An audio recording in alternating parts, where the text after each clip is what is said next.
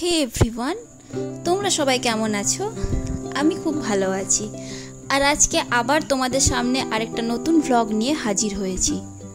আশা রাখছি তোমাদের এই ভ্লগটা দেখতে খুব ভালো লাগবে।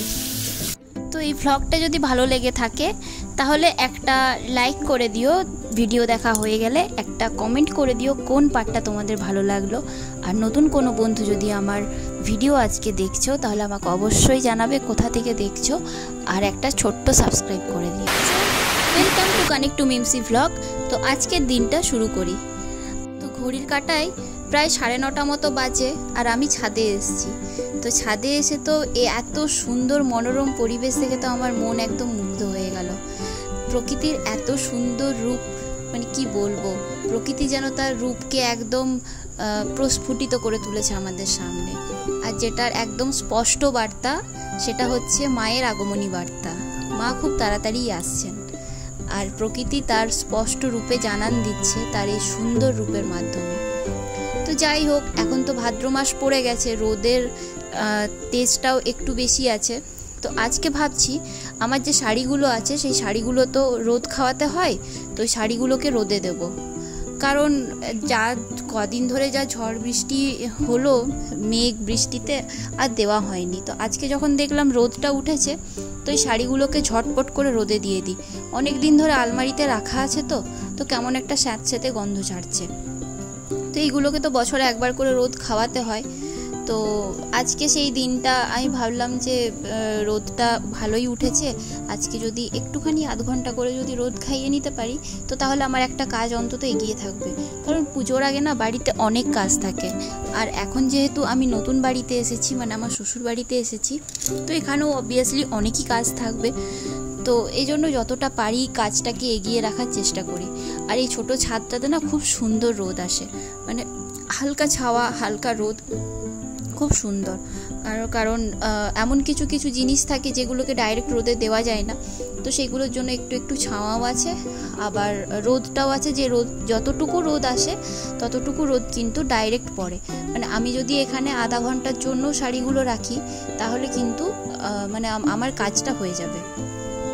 তো সিল্কের শাড়িগুলো তো দেওয়া হয়ে গেল, এবার আরও যতগুলো শাড়ি আছে সেইগুলোকে সব আমি এনে এনে রাখবো। তো দেখো আমার কিন্তু শাড়িগুলো রোদে দেওয়া হয়ে গেছে। এই সাইডে বেনারসিগুলোকে দিয়েছি, মাঝে হ্যান্ডলুমগুলো দিয়েছি, আর ওই সাইডটাতে দিয়েছি সিল্কেরগুলো। এই কটাই শাড়ি আমার কাছে আছে। নতুন বিয়ে করেছি, এখন সেরকম শাড়ি আমার কাছে নেই, যতটুকু আছে ততটুকুই বের করে দিয়েছি। আস্তে আস্তে হবে। আর তাছাড়া আমি না একদমই শাড়ি পরতে পারি না, যেটা আমি কিন্তু প্রত্যেকটা ভিডিওতেই বলি। আর দেখো প্রায় 30 মিনিটস মতো আমি একটা পিঠ গরম করে আবার কিন্তু শাড়িগুলোকে উল্টে দিচ্ছি। কারণ একটা পিঠ যদি কন্টিনিউ গরম করতে থাকি শাড়িগুলো ড্যামেজ হওয়ার সম্ভাবনা থাকে। আর এই শাড়িটা দেখেছো রোদে দিয়েছিলাম, তো আমি জানি না যে এই শাড়িটাকে রোদে দিতে নেই, ওটা হচ্ছে পেপার সিল্ক। তো আমি ভুল করে রোদে দিয়ে ফেলেছি, আর পাড়গুলো না কেমন খড়খড়ে হয়ে গেছে। মানে পেপারকে রোল, মানে একটা পেপারকে যদি জ্বালিয়ে দেওয়ার পর কীরকম খড়খড়ে টাইপের হয়ে যায় ওরকম হয়ে গেল শাড়িটা। এবার কি করব জানি না, মাকে একবার ফোন করে দেখি, মা যদি কিছু সলিউশন জানে। আর আমার কিন্তু শাড়িগুলোকে রোদ খাওয়ানো হয়ে গেল। এবার এই শাড়িগুলোকে আমি বেডের মধ্যে মিলে রেখে দেবো আর ফ্যানটাকে চালিয়ে রেখে দেবো যাতে শাড়িগুলো ঠান্ডা হয়ে যায়। তারপর শাড়িগুলোকে আলমারিতে তুলবো। আর এই শাড়িগুলোকে রোদে দেওয়ার আরও একটা কিন্তু আমার আরও একটা কাজ এগিয়ে গেল। সেটা কি বলো তো, এই শাড়িগুলো তো আমি বের করেছিলাম, আমার তো আলমারি অনেকটা খালি হয়েছে। তো এই সুযোগে কিন্তু আমি আলমারিটাকেও গুছিয়ে নিতে পারবো। কারণ আলমারিটা যদি গুছিয়ে রাখা যায়, অন্তত আমার সাইডটা যদি গুছিয়ে রাখা যায় না, প্রায় 40% কাজ কিন্তু এগিয়ে যাবে এই রুমটা পরিষ্কার করার জন্য। কারণ আলমারির ভেতরটাই কিন্তু সব থেকে বেশি একটা ক্লামজি হয়। আর এই শাড়িগুলোকে এবার আমি একটা একটা করে কিন্তু বিছানার মধ্যে মেলে দেবো। শাড়িগুলোকে ঠান্ডা করে তারপর আলমারিতে গুছিয়ে তুলবো। তোমরাও যখন শাড়ি রোদে দেবে তখন কিন্তু তোমরাও এটাই করবে, ডাইরেক্ট রোদ থেকে তুলে এনে কিন্তু আলমারিতে ভরে দেবে না, এতে কিন্তু শাড়ির ড্যামেজ হওয়ার সম্ভাবনা থাকে। তো ঠান্ডা করে তারপরে আলমারিতে তুলবে। তো আমি এখন একটা একটা করে প্রত্যেকটা শাড়িকেই মেলে দেবো, ফ্যানটাকে কিছুক্ষণ চালিয়ে রাখবো যাতে শাড়িগুলো ঠান্ডা হয়ে যায়। আর না, আমার না ছোট থেকেই জিনিসপত্রের ওপর একটু যত্ন বেশি। কোনো জিনিস আমাকে যদি দেওয়া হয় আমি সেটাকে খুব সুন্দর করে সাজিয়ে গুছিয়ে রাখতে ভালোবাসি। আর যেটা মানে আমি পেয়েছি কিন্তু আমার দিদার কাছ থেকে এই গুণটা, সবাই বলে এই গুণটা আমি পেয়েছি আমার দিদার কাছ থেকে। আর এই যে বেনারসি দুটো, ওইদিকে একটা বেনারসি দিলাম আর এইদিকে দুটো বেনারসি, এইগুলোকে নিয়েই ভয়, কারণ বেনারসির যত্ন করা মুখের কথা নয়। কারণ আমি মায়ের বেনারসিও দেখেছি, আবার আমার শাশুড়ি মার বেনারসিও দেখছি, ওনাদের ভীষণ যত্ন, তাই এত বছরও ওনাদের বেনারসি এখনো পর্যন্ত ঠিকঠাক আছে। আমারও ইচ্ছা আমার বেনারসিও যেন অনেক দিন পর্যন্ত ঠিকঠাক থাকে, কিন্তু ইচ্ছা করলে হবে, সেটাকে তো যত্ন করে রাখতে হবে। তো আজকে কিন্তু আমি এই ভিডিওতেই শেয়ার করব আমি আমার বেনারসি শাড়িগুলোর যত্ন কিভাবে করি। আগে তো এই শাড়িগুলোকে ভালো করে গুছিয়ে নিই।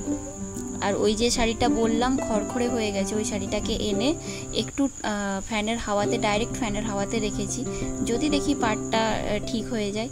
এই যে এই কাপড়গুলো দেখছো, এই কাপড়গুলোকে আমি কিন্তু আজকে ধুয়ে নেব, কারণ অনেক দিন ধরে এই কাপড়গুলো আলমারিতে থাকে। আর এই কাপড়গুলো আমি কি কাজে লাগাই সেটা কিন্তু আমি বলবো, তার আগে চলো এই কাপড়গুলোকে কিন্তু ধুতে দিতে হবে। আর এই শাড়ির মাঝে যে ড্রেসগুলো কি করছে কে জানে, এটা তো আমি কালকে পরেছিলাম। তো এই কাপড়গুলোকে নিয়ে গিয়ে আগে ভিজতে দিয়ে দিই, তারপর 10 মিনিট ভেজা হয়ে গেলে তারপর এগুলোকে একটু কেচে রোদে মিলে দেবো, কারণ বাইরে তো রোদ খুবই তেজ আছে, খুব তাড়াতাড়ি এগুলো শুকিয়ে যাবে। তো এই দুপুরবেলাতে না কলের জলটা গরম হয়ে যায় খুব, আলাদা করে আর গরম জল করার দরকার পড়ে না। এই জলটা রোদে যা গরম হয়, এটাতেই একটু সার্ফ গুলে যদি কাপড় ভিজিয়ে দেওয়া হয়, কাপড় কিন্তু খুব সুন্দর ছাড়ে। আর গল্প করতে করতে দেখেছো আমার কিন্তু এই কাপড়গুলো ধোয়াও হয়ে গেছে, আর কাপড়গুলোকে কিন্তু আমি মিলেও দিয়েছি। তো এগুলো শোকাক থাকে। আর আমার এখনও স্নান হয়নি, চোখ মুখের অবস্থা দেখেই বুঝতে পারছো কতটা ঘেমে গেছি। জাস্ট খালি ওই কাপড়গুলোকে রোদের মধ্যে মিলতে গেছিলাম, তাতেই এই অবস্থা। তো এখন গিয়ে ঝটপট করে স্নানটা করে নিই। আমার স্নান কমপ্লিট হয়ে গেছে, আর স্নান করার পর স্কিনের গ্লো দেখছো, ইস আমার নিজেরই দেখে লজ্জা পাচ্ছে। যাই হোক, আর দুপুরের লাঞ্চ করে আমি চলে এসেছি এখানে আলমারিটাকে পরিষ্কার করতে। তো আলমারিটাকে আগে ভালো করে ক্লিন করে নেবো, ক্লিন করে তারপরে জিনিসগুলোকে একটু ভালো করে সাজিয়ে গুছিয়ে রাখতে হবে, কারণ এখানে না প্রচুর জিনিসপত্র আছে, এমনকি এমন জিনিসপত্র আছে যেগুলো আমি ইউজও করি না, অথচ আলমারির মধ্যে পড়ে আছে। তো সেই সমস্ত জিনিসকে স্যাগ্রিগেট করে আলাদা আলাদা খাপে আলাদা আলাদা করে সব রাখতে হবে। তো সেই কাজটাই এখন কিন্তু করছি। আর আমার কি মনে হয় জানো তো, এই আলমারি গোছানোর জন্য না মাথাটাকে কিন্তু ঠান্ডা করতে হয়, তাছাড়া কোথায় কি রাখবো পরে আর সেটা খুঁজে পাওয়া যায় না। তো যতটা সম্ভব আমি মাথা ঠান্ডা করেই এসেছি আলমারিটাকে গোছাতে। আর হঠাৎ করে এতটা গরম পড়লো যে এখানে ফ্যান চলছে, তাও আমি কেমন ঘেমে যাচ্ছি। আর এই শাড়িগুলো দেখেছো, ভাঁজগুলো সব খুলে গেছে, আমাকে নতুন করে করে ভাঁজ করে করে আবার রাখতে হচ্ছে শাড়িগুলোকে।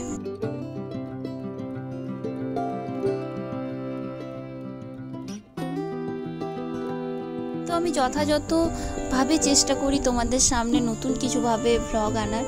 তো জানি না তোমাদের ভ্লগ দেখতে কেমন লাগে, কারণ আমার ইউটিউবের বন্ধু যারা আছো তারা তো কেউ কমেন্ট করে জানাও না আমাকে কেমন লাগছে না লাগছে। তো আমাকে প্লিজ জানিও আমার ভ্লগ দেখতে তোমাদের কেমন লাগে। আর হ্যাঁ, যে সমস্ত বন্ধুরা আমার ভ্লগ দেখছো তাদেরকে অসংখ্য ধন্যবাদ, এইভাবেই আমার পাশে থেকো, আমাকে সাপোর্ট করো। আর হ্যাঁ, এবারে কিন্তু এই ভ্লগের কমেন্ট সেকশনে আমি স্পেশালি জানতে চাই তোমরা আমার কাছ থেকে নেক্সট কি ভ্লগ দেখতে চাও বা কি ভিডিও দেখতে চাও। হ্যাঁ, আমাকে কিন্তু অবশ্যই কমেন্ট সেকশনে জানিও। আর আমার আরেকটা জিনিস কি জানো তো, আমার না প্রত্যেকটা শাড়ির একই রকমের ভাঁজ করতে খুব ভালো লাগে, মানে প্রত্যেকটা শাড়ি আলাদা আলাদা ভাঁজ হোক, সেটা আমার একদমই পছন্দ না। জানি না কেন, এটা অনেকের মধ্যে থাকে অনেকের মধ্যে থাকে না, কিন্তু আমার মধ্যেই ব্যাপারটা আছে। তো আমি যে শাড়িটা পরে আগের দিনে খানাকুল গেছিলাম, ওটা কাচতে দেওয়া হয়েছিল। তো ওই শাড়িটার যেরকম ভাঁজ ছিল আমি চেষ্টা করলাম আমার বাকি হ্যান্ডলুমগুলোরও সেরকমভাবে ভাঁজ করে রাখার। আর এই যে দেখছো, তোমাদেরকে বললাম না যে আমি আমার বেনারসি কীভাবে যত্ন করি, তো আমি আমার বেনারসি কিন্তু এইভাবেই যত্ন করি। ওই যে কাপড়গুলো কেচেছিলাম, এই কাপড়গুলো হচ্ছে সেই বেনারসির ঢাকনা। এই কাপড়গুলোকে ভালো করে মিলে তারপর বেনারসিটাকে কাপড়ের মধ্যে রেখে তারপর চারধারে ভালো করে র্যাপ করে তারপরে কিন্তু আমি এই বেনারসিগুলোকে রাখি। এতে না বেনারসি অনেক দিন পর্যন্ত ভালো থাকে। আর ঝুলিয়ে রাখলে কি হয়, ঝুলিয়ে রাখলে বেনারসি কিন্তু নষ্ট হওয়ার সম্ভাবনা থাকে। তো আমি দেখো এই 4টে শাড়িকে কিন্তু আলাদা স্পেশালভাবে রাখলাম, আর পাশে হ্যান্ডলুমগুলোকে রেখে দিয়েছি। এরপরে যা আছে লেগিংস চুড়িদার যেগুলো আছে সেগুলো এবারে ভালোভাবে সাজিয়ে গুছিয়ে রাখবো, কারণ আমি তো শাড়ি খুব একটা পরি না। স্পেশাল যদি কোনো কিছু অকেশন থাকে তাহলেই হয়তো শাড়ি পরি। এমনিতে চুড়িদার, জিন্স, সালোয়ার এসবগুলোই আমি বেশি পরি। বিয়ের আগে তো আমি চুড়িদারও পরতাম না, বিয়ের পরে চুড়িদারটা পরছি, কারণ যারা আমাকে চেনো তারা জানবে যে আমি কিন্তু ছোট থেকেই একটু প্যান্ট, শার্ট এই সমস্ত জিনিসপত্র পরতেই কিন্তু আমি বেশি ভালোবাসি, মানে আমি এটাতেই কমফোর্টেবল। তো যাই হোক, দেখতে দেখতে দেখেছো, তোমাদের সাথে গল্প করতে করতে আমার কিন্তু আলমারিটা গোছানো হয়ে গেছে। জাস্ট এই নিচের তাকটা বাকি আছে, এটা হয়ে গেলেই মোটামুটি ডান। তো এই তাকটাকে ভালো করে গুছিয়ে নিতে হবে, কারণ এখানেই কিন্তু মেইন সমস্ত ছোট ছোট যে জিনিসগুলো সেগুলো কিন্তু এই তাকেই থাকবে, আর তার সাথে থাকছে আমার বিয়ের অ্যালবাম। আর এই ব্লাউজগুলো না একটা একটা করে রাখতে খুব অসুবিধা হয়। এবারে যদি বাজার করতে যাওয়া হবে যখন পুজোর, তখন এই ব্লাউজ রাখার ব্যাগগুলো কিনে নিয়ে আসবো। ব্লাউজ রাখার জন্য না খুব সুন্দর সুন্দর ব্যাগ পাওয়া যায়। ওই ব্যাগটাতে যদি ব্লাউজগুলোকে সাজিয়ে গুছিয়ে রাখা হয়, জায়গাটাও কম লাগবে আর দেখতেও ভালো লাগবে। তো দেখো আমার কিন্তু আলমারি গোছানো ডান। তো এই ব্লগটা কেমন লাগলো আমাকে কিন্তু জানাবে কমেন্ট সেকশনে। আর হ্যাঁ, তোমরা আমার থেকে কি ভিডিও দেখতে চাও সেটাও জানাবে। আজ তাহলে আসি, আবার দেখা হবে অন্য কোনো দিন অন্য একটা ব্লগে। ততক্ষণের জন্য কিন্তু সবাই খুব ভালো থেকো।